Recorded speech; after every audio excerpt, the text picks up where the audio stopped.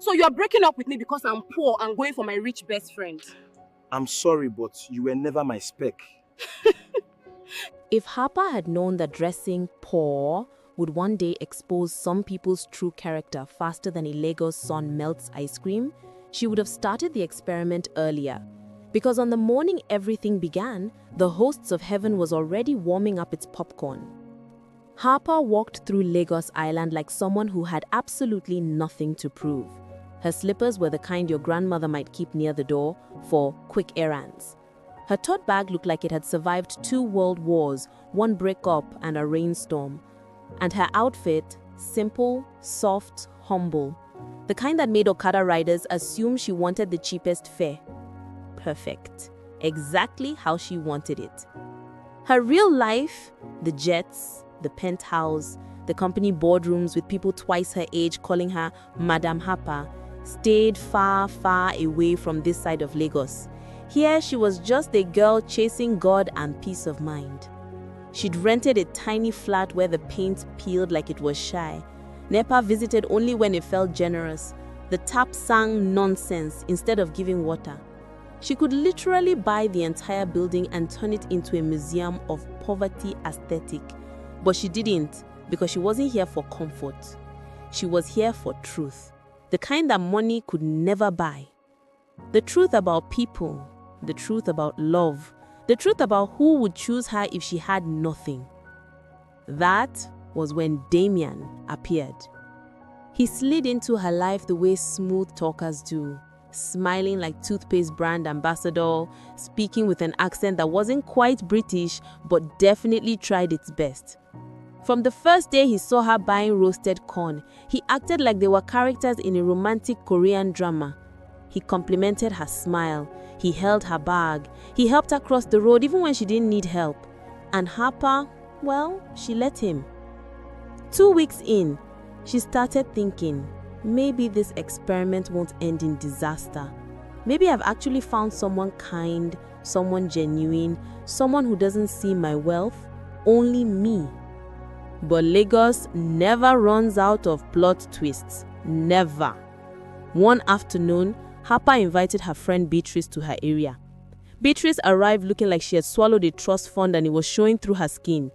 Gold earrings, luxury perfume that announced her before she entered. Her shoes cost more than the rent of the entire street.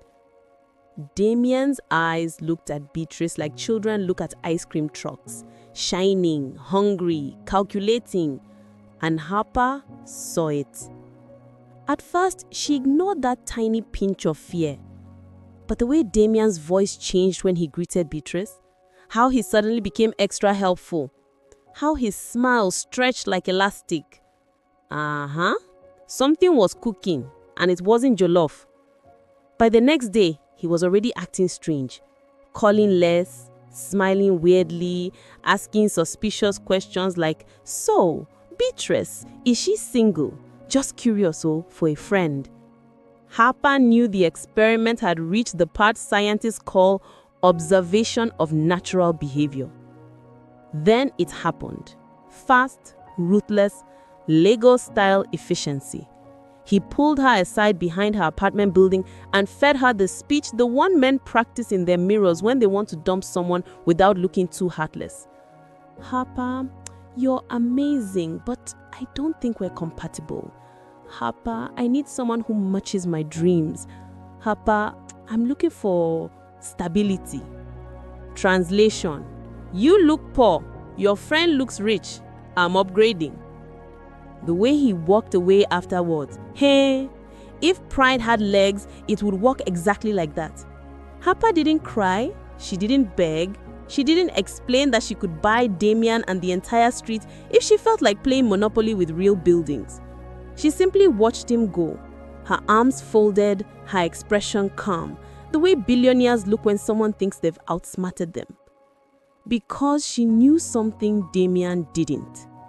God never forgets his children. And reaping what you sowed in Lagos, very fast, very accurate, runs like bolts. But Harper didn't have time to worry about that. Life had other plans for her. Plans that involved a man who wasn't dazzled by gold chains or shiny cars. The day Damien took Beatrice to that fancy restaurant, an angel finally pressed play on Rip What You Sow remix soundtrack. He walked in like a man who believed he had arrived, shoulders high, chest out, wristwatch shining, even though it was fighting for his life. Beatrice sat beside him, smiling like someone who charged her lips with backup batteries. The menu touched the table. Damien opened it. His confidence started leaking immediately. Every price looked like it wanted to beat him blue, black, and add green on top. He blinked once, twice, 3 times, but the numbers did not reduce. Meanwhile, Beatrice was ordering food like people shop during Black Friday. This looks nice, and this one too, and this dessert, ooh, add 2. By the time the waiter brought the bill, Damien felt like he had been slapped by an invisible hand. He stared at the paper, swallowed hard, and whispered in his head, "Father Lord, is this a test?" But the real shock came when Beatrice did the classic line of doom. "Oh no, I forgot my wallet at home." Forgot? Forgot what? Forgot how? Damien's spirit left his body, walked around the restaurant and came back. Still, he forced a smile, the type people smile when their soul is crying. He paid the bill with the last bit of money in his account. The party was saving for new shoes. The moment they stepped outside, he hissed so loud even the birds paused. But that was just plot twist number 1. The second one arrived like thunder. One sunny afternoon, Damien was walking through Victoria Island, still recovering from the restaurant trauma, when he saw it. A giant billboard. Bright, beautiful, eye-catching. At first, he smiled and said, "Wow, this design is fine." Then his eyes shifted. His smile froze. His neck stretched like a giraffe. Because there, on that giant billboard, held by a model wearing designer clothes, was Harper's poor girl tote bag. The same tote bag he mocked. The same tote bag he said looked like beanbag with dreams. He blinked, looked again, and then saw the name printed boldly on the bottom. Harper Collection, a brand by Harper Wells. His mouth fell open so wide a mosquito could fly inside and build a house. Harper? Harper Wells? The Harper Wells? The young billionaire? The tech queen? The fashion boss? He immediately felt his knees shaking like cheap chairs used at village marriages.